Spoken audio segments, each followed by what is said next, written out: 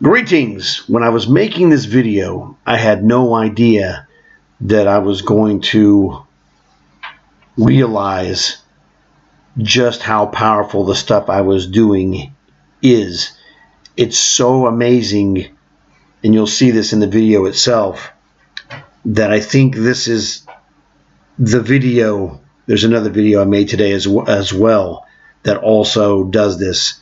But these are life-changing videos for chess players.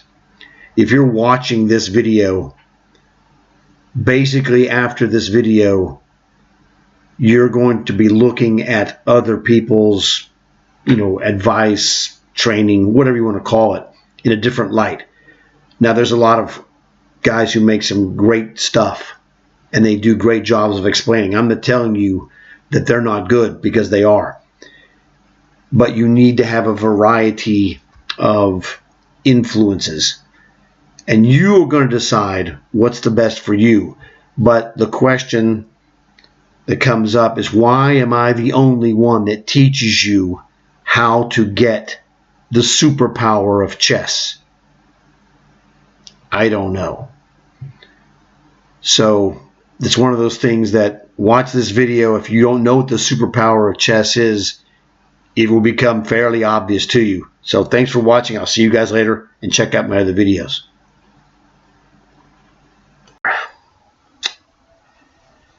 Good question.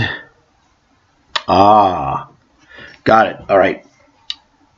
See if you can pause the video and try to figure this out for yourself, or get some clues to it, or whatever. 2 to 5 minutes will be good enough. I'll be back in 3, 2, 1. And yes, I did look at the clock, and it was like 16 seconds. So somewhere around the 14 or 15 second mark, I figured out what's going on. So what is going on here? Well, the most important thing you probably noticed, this bishop is a fence bishop cutting into white's king territory. And I was like, well, what are we going to do? I mean, we'd love to play stuff like this. That's not legal. Teleport queen to f2 would be a game changer for sure.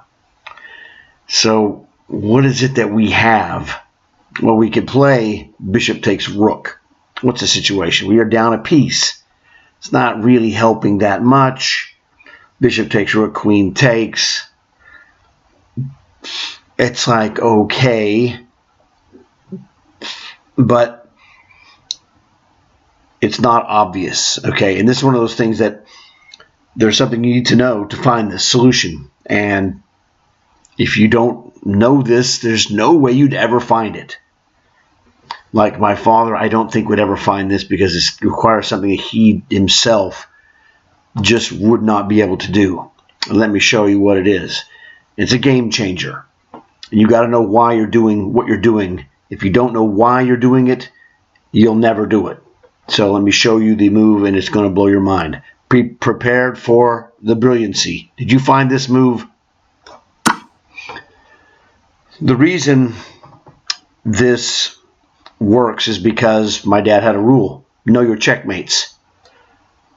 This is the Boden mate, crisscrossing bishops. If you know the Boden mate, you can get it in 15 seconds like you saw me get it. Okay? If you don't know the Boden mate, it's extremely difficult and unlikely that you would ever figure this out on your own. So the Boden mate is one of those things that, well, Boden figured it out, I guess. That's the name of the guy who invented it, essentially made it popular due to the game that he won, what have you. Very few people discover the Boden mate on their own. They see it, and then you learn the sequence here to where you're going to open this diagonal from h3 to f1. You learn of the Boden mate, and then you see the pattern, and then you execute, much like the Philidor's Legacy with the smothered mate where the king is in the corner. No one really, discovers it on his own. They see it, and then they replicate it when the situation is correct. This is the Boden mate, the crisscrossing bishops. Ooh, righty then. I mean, this looks fairly obvious, doesn't it? Well, the first move is super obvious. I'm not even going to joke about it. There's no way to conceal this. The first move that you look at is pretty quickly. The only checks that are available: Queen E3 check, bum. Queen takes Rook check, bum. Queen to H6 check, bum. And then Rook to A1 check. So, I'm not going to insult your intelligence. Rook to A1 check is the winning move. But it's not the move that wins the game. It's the start of the winning process. Sometimes it's a process. So let's use our visualization, and this is the key. We use visualization to test ourselves. Rook A1 check. He has only one move, this one, all right? And we're going to solve this without making any moves. We're just going to visualize the moves, and I'll make them on the board here so to make sure you are seeing this if you have a problem hearing for whatever reason.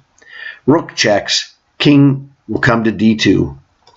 And now Rook takes here doesn't do anything really because he'll just play Rook retakes. So we want to keep this Rook here on the back rank to become, well, a fence Rook. You have a fence Queen. You have a fence Rook on Rook A1 check, King D2. And then the next obvious move, since Rook takes Rook does nothing. Rook takes Rook, double question mark, Rook takes Rook, and you're doing nothing. But if we check him on A1, King D2, Rook to F2 check, now we are doing something. Because he's got a problem. He's got this Rook on the back rank fencing in his king. We've just checked him. If he goes and we push him to, what is it, C3, that just wins a Rook for us. Rook takes Rook. So this king, the problem his king has is that his king has only one square where it can defend the E1 Rook, and that's on D2. So we're going to boot him off of his safety square. Rook checks, King D2, Rook checks on F2. King C3, he can resign. He has three choices. King to C3, Rook to E2, or resign. They're all equally valid. They all lose. So Rook checks, King D2, Rook F2 check. This is a we're using the ladder technique with one Rook on the back rank, the other Rook here on rank number 2 for white, but rank number 7 for black. King to C3, he just doesn't survive this because Rook takes Rook is just winning. He just wins. And he takes it, Queen takes Rook check, and you're just up a Rook. And he's got completely nothing, so it's goodbye Charlie, as my dad would like to say.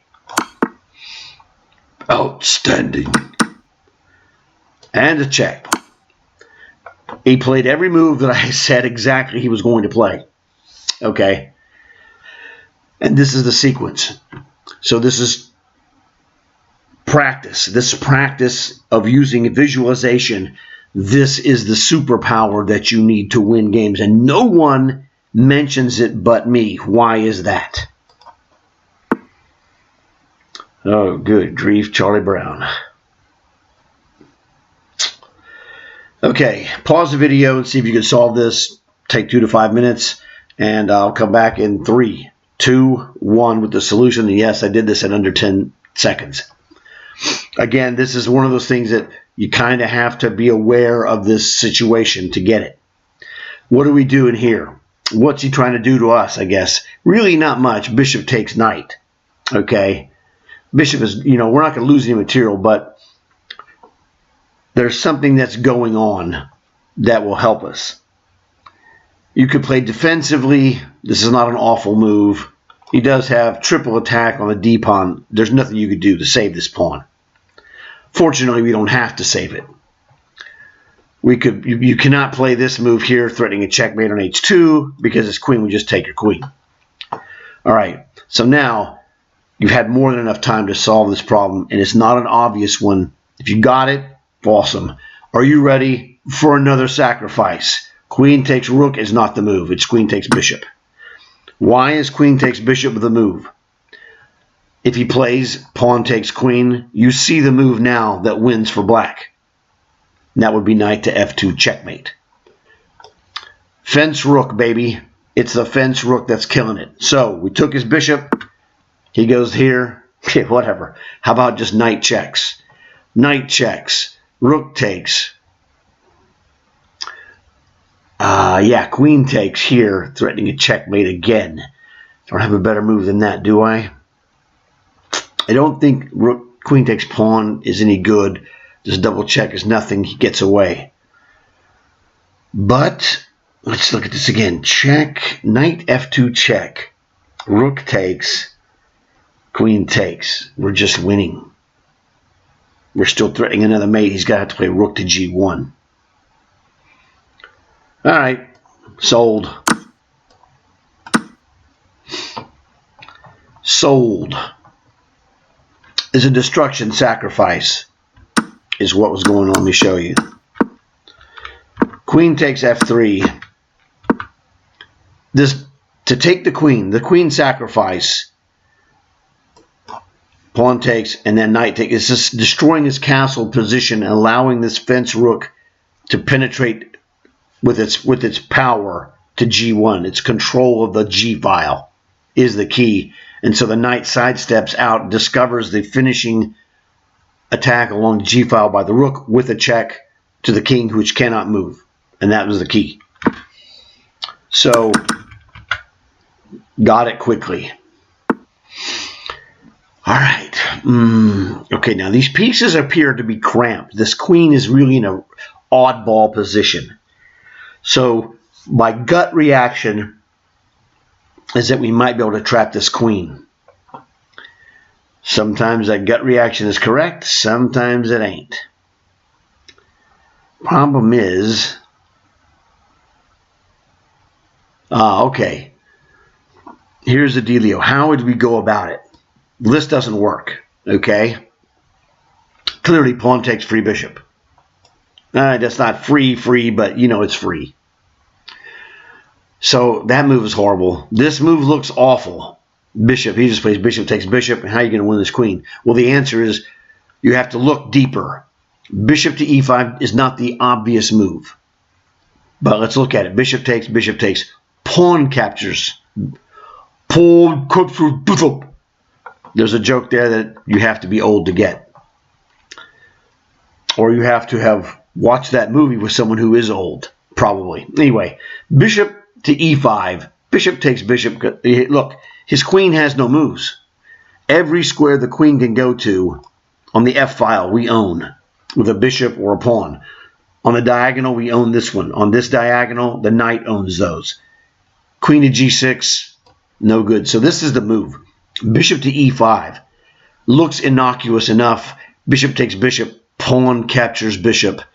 And now his queen has to take the knight. He has nothing else. Everywhere he goes, he loses it. Well, he could go queen to g6 and then bishop takes and then knight takes if you want to do that. But this is crushing. Just a simple pawn captures bishop.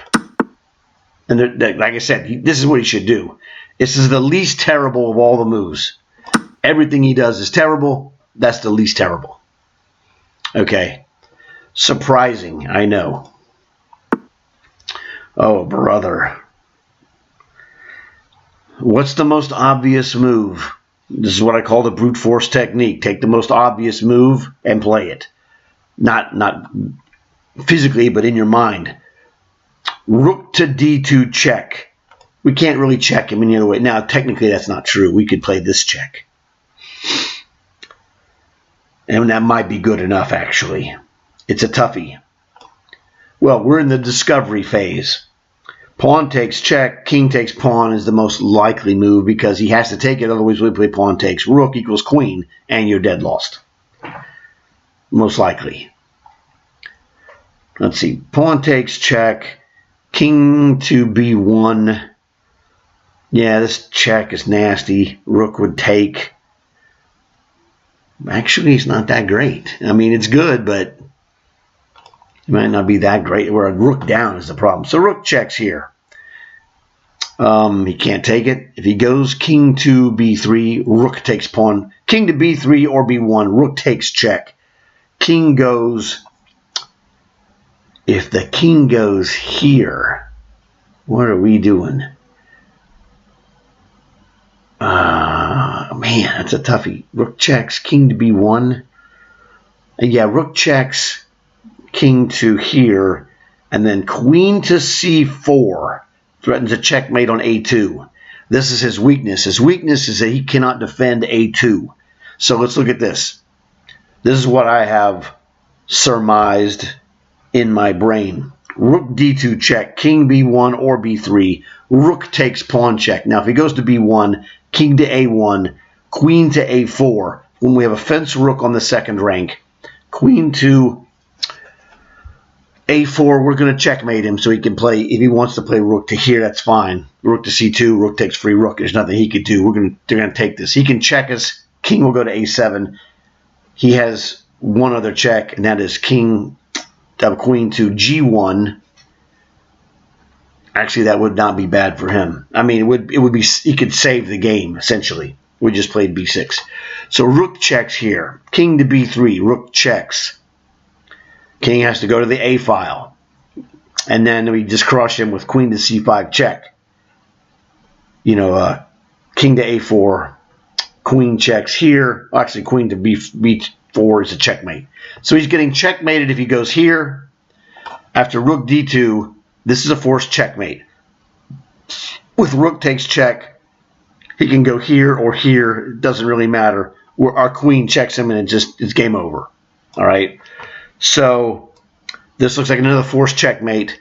Rook d2 check, king b1, rook takes b2 check, king to a1, queen to a4. Now the best he could do really, oh no, that rook to c2 doesn't even do anything because my rook's on b2. He's smoked. All right, this smokes him. You're smoked. This is the winner. Now at this point, you have to see that he can check, king a7, queen g1 check, b6. There's no more checks. Well, queen takes pawn check. Doesn't really count, okay? This is an unstoppable checkmate. It's so unstoppable that program it to where the checks don't even count. Check, king a7, queen b1, queen g1 check, b6, and you can take this check, king takes, and after that he has nothing because there's no way you could stop this. But the key of this whole thing, this is not a difficult problem in the conventional sense. Okay, this is the trap. The trap of this problem is that if you're doing this problem without advice from someone who's more experienced, like myself, you're like, well, I'm pretty good. And that would be correct, okay? Because you know, this is, I think, 1,500 players should find this no problem. This rook check, eventually he's going to go rook check, he's going to play these moves. This is an obvious move. This is an obvious move. And it doesn't really take a lot of chess ability. And I'm not saying that to be rude. I'm saying this to be objective. This isn't the hardest move in the world to play queen to c4. It's not a difficult move. Now you've already seen the solution. And once you've seen the solution, it's way easier to envision it, right? The trick of this, the value of this problem is this. The value of this problem is exactly what I was telling you about visualization. You want to visualize. We did the whole thing up here. We didn't move any pieces and figured out this was a checkmate. This was 1, 2, 3, 4, 5, 6 check, 7 king, 8 check, 9 b6. After 9 moves of visualization, I concluded correctly that this was a checkmate on my next move where I'm not checked. It's checkmate. We win.